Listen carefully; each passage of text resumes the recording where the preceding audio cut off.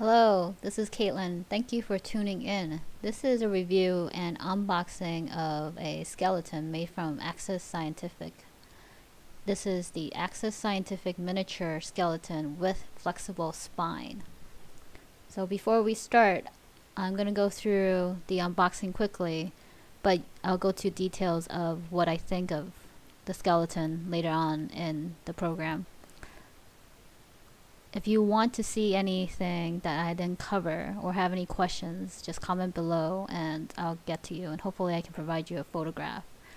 I list a lot of the cons, but the pros are basically that it is probably the cheapest thing you can get for a flexible skeleton at this time, and also it's made really durable. Okay, let's get started. This is well packaged to the extent that I didn't even realize that there was a stand and a base underneath the box. So after I took out the skeleton, I realized how come this box was still heavy, and I looked underneath, so there it is. I would be careful here and make sure that you have the screws with the stand together, because the base is well secured with the stand and the screws, but there's a tiny little bit. If you lose it, you may have to go to the hardware store and try to find that. So just keep everything together, because it's easy to lose track of things. Same advice for connecting the joint to the body. There's a tiny plastic elastic holder, and if you lose that, I'm not really sure where you can buy a new one. Now I can just concentrate and talk to you instead of unboxing. I'm going to go through and basically stress the skeleton to see how flexible it is. It's pretty far back.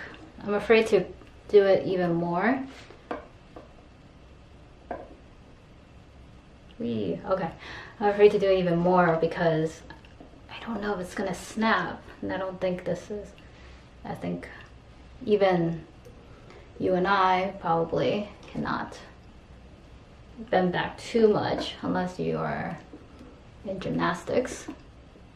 In case you're wondering, I'm 5 feet 1 inches. Okay, I'm gonna get this close and hopefully the camera can get it.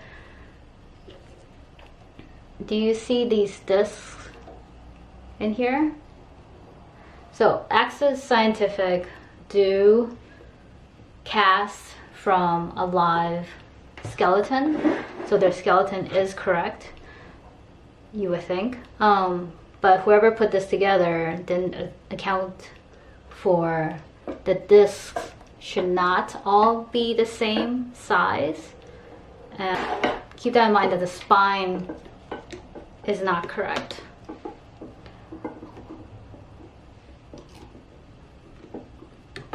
The other thing,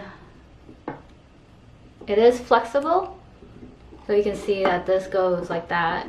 I think you dislocate your arm, this happens to you, but the hand does not articulate. It's all one piece, so you can't move your fingers.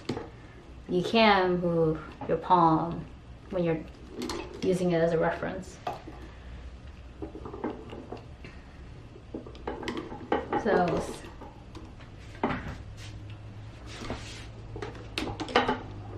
here's the scapula. Notice that you cannot move the scapula.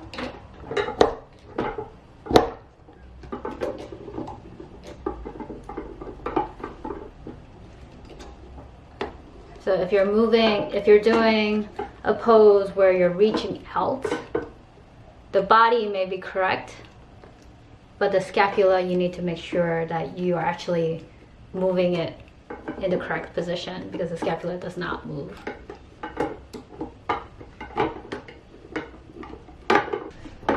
Okay. Other thing to keep in mind is that the patella is attached here instead of here. So when you're doing any sort of movement with your knees, ideally I would like the patella to be attached here. But I guess this is a choice that you have to make and something you have to keep in mind. Same way, you can't really articulate the feet, the foot, and you can't move the toes around. So we mentioned all the I mentioned all the cons, but for the price that you can get for this is the best quality that you're gonna find.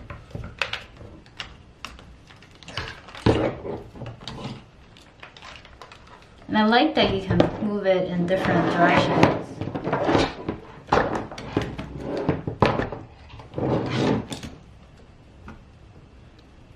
And so if you want to do a pose,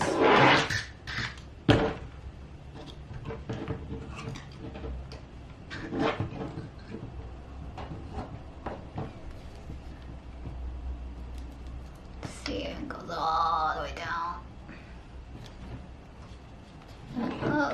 I mean, you're not gonna find, at least right now in 2019, something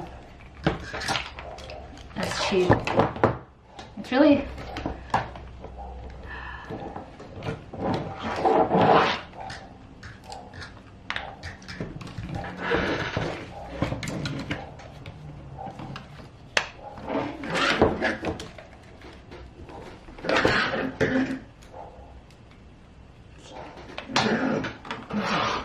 made really well and it stays in place. So I like that.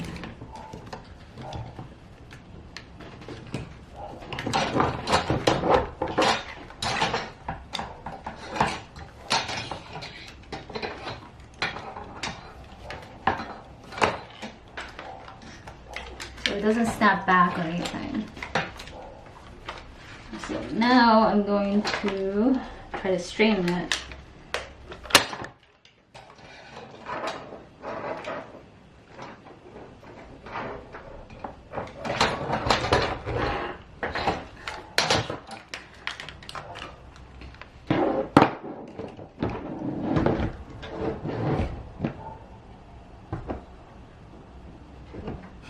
So this is what I mean, like if someone was sitting with their leg up, the patella wouldn't be up there, right?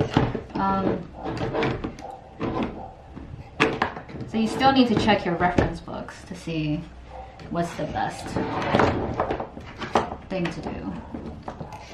Where the spine, the patella, the lack of movement of the scapula, but those are things that you have to think about what you can get for the money that you're gonna spend. You can spend over $1,000 for a skeleton, and it will be better than this, but it depends on what your budget is. My budget is not $1,000 for a skeleton. I want to use it as a reference.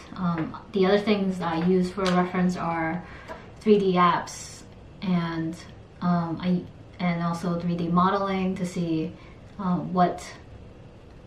how movement is, but those are also limited in that you can't just move things around, or if you can make one, you make your own model and do a 3D model on top of that, but you still have to use your books and a skeleton as a reference. So you're back to a drawing board of, you have to understand the basic anatomy of how things should look like.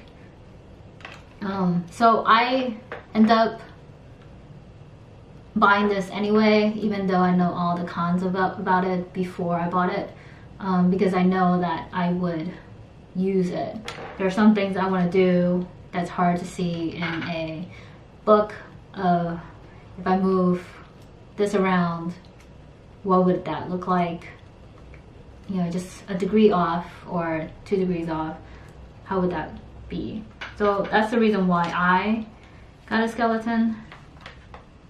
To do something, like if I want to do it standing and then having a hand go out, I can do that with have it hold on the stand and the spine will be there, but you need something to prop the hand out. So you need to figure out how you can do that, and that's something to keep in mind. You can probably do those puppets strings that you've seen before, and then just sort of be able to hang it and move it around. So that's something, but it's very flexible. I don't feel like it's going to break on me, but I'm sure if I gave it to my kids, they will be able to break it. So it's not childproof in that sense. If you have one of these or you have something better, let me know.